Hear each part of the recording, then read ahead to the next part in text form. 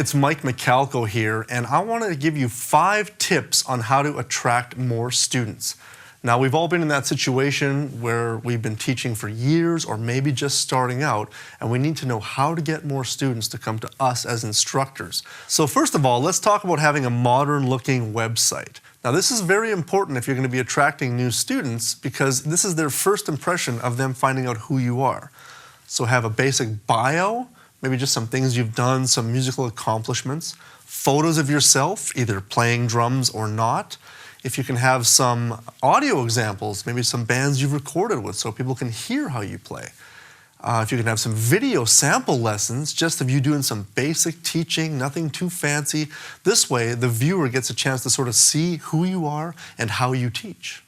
Another great way to start attracting more students is to have sample lessons on YouTube. Get a YouTube channel. Film yourself doing some basic lessons, but keep focus on the lesson. Don't be so worried about the audio and the video. I mean, a lot of my videos that I have on YouTube is just me and a video camera.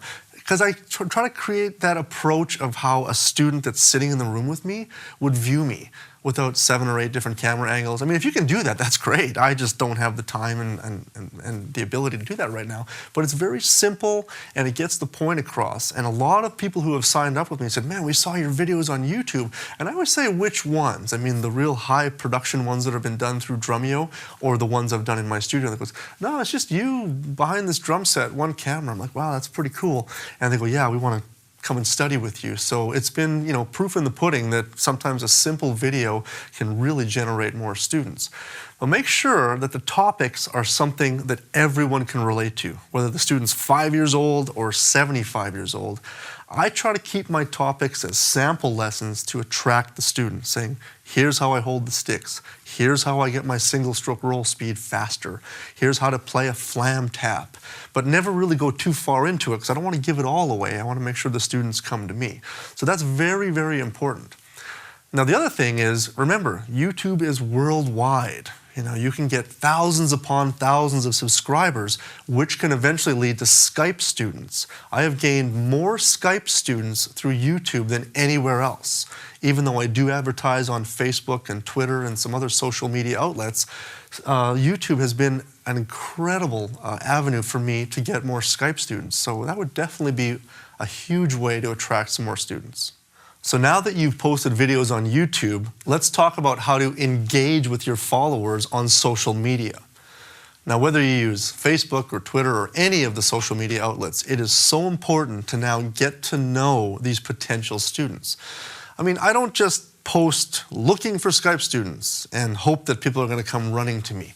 You can start a community. I actually developed a page called Drummers Around the Globe, and I've got about 500 followers on there right now, and probably I would say 15 of them have signed up for Skype lessons with me. That's 15 more than I didn't have. But the cool thing is you've now got this community of drummers always talking about stuff, and I'll say things like, hey guys, post a picture of your drum set, or what kind of drumsticks do you use, or what's your favorite cymbal, or who's your favorite drummer, things like that.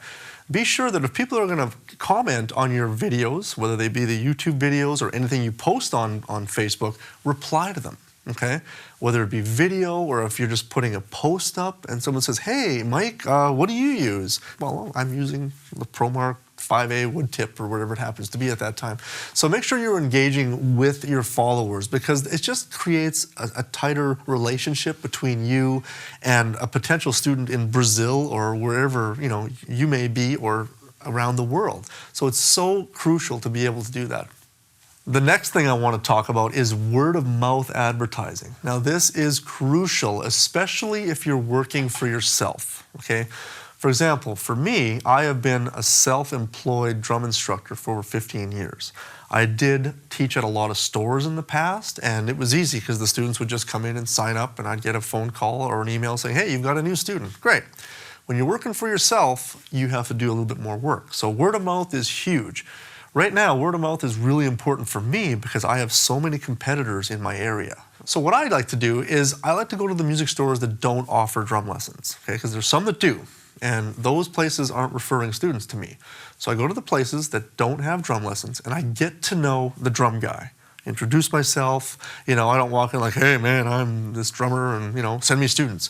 I let them know hey, I'm local, and I'm teaching all levels, and this is what I teach. So any students that you send to me, I will make sure they come and shop with you. They'll ask for you by name. And one thing I like to do with the local drum guys is every now and then I bring a box of donuts and some coffee. And you'll be amazed at how that totally makes their day. It might be a slow day in the music store, and I just walk in with a box of donuts and a coffee, $5 maybe, right? I say, guys, this is for you. And they're like, what? I said, just thank you for all you've done. You guys send me students, that's the least I can do. And you'll be amazed at how that little bit of word of mouth advertising that they give you gains students for me, but I'm trying to keep that relationship. So that is just absolutely huge, okay? The next thing I would talk about with word of mouth is school band teachers, okay? So get to know your school band teachers, whether you get a chance to meet them in person. Sometimes it's not always possible due to hours and them being in class or not at the school when you're able to go and talk to them. But find out an email. Very easy to access these teachers through email nowadays. Let them know who you are, okay? Say, I teach this style, and I've taught this person, and I've taught that person that went to your school at one time, so I'm more than happy to continue making your drummers awesome in your school band program.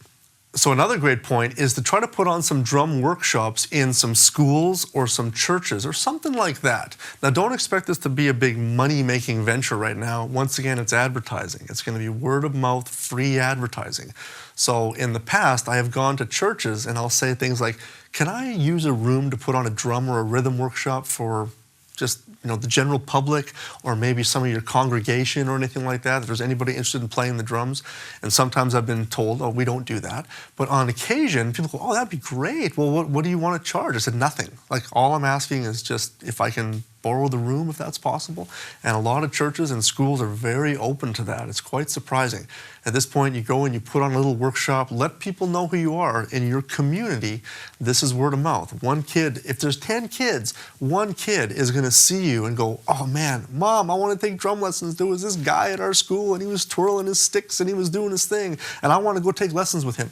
That one day of maybe an hour, 2 hours out of your time just gained you a new student, which could turn out to be a student that could last with you 5 years. So very, very important to do any kind of workshops or little clinics like that.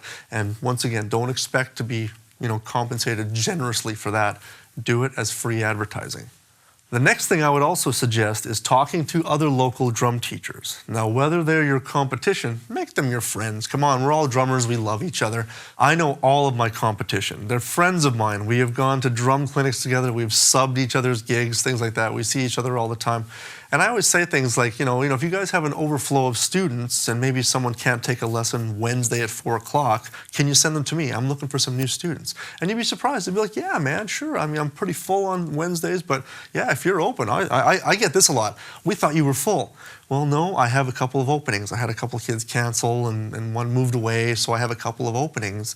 And some other advertising I've been doing hasn't been working as effectively, so I'm coming to you guys and saying, if you have any students that you can't teach, please send them my way, and I will return the favor.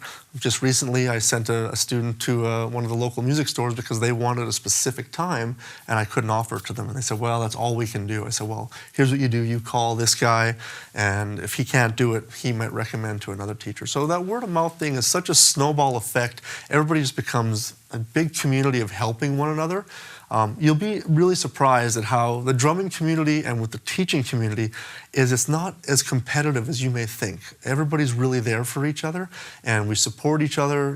Go to drum clinics, talk to people, hand out your cards, let people know that you're there. That's the only secret I can really, really stress on, is just let people know you're available to teach, and this is going to work for you. I guarantee it.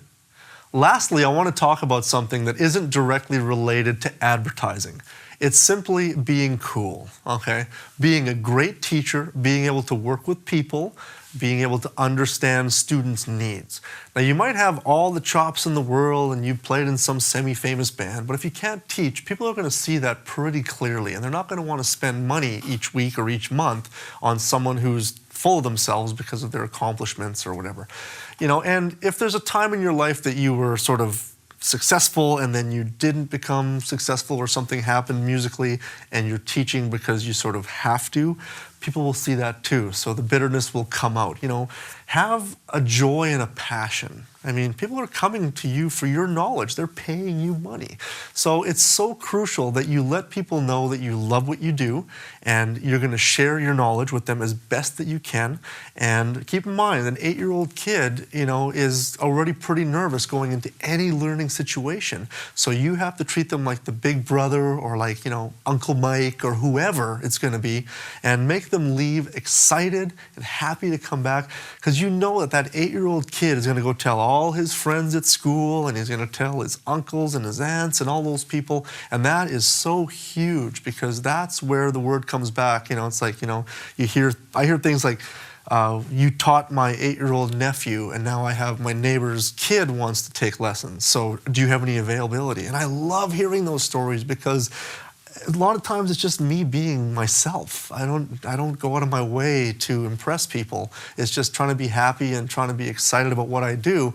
And that to me is so crucially important in gaining new students. Well, that's it, and I guarantee that if you actively use these 5 tips, you will attract more students. Now, if you have any questions or comments, please leave them below, and I will see you in the next video.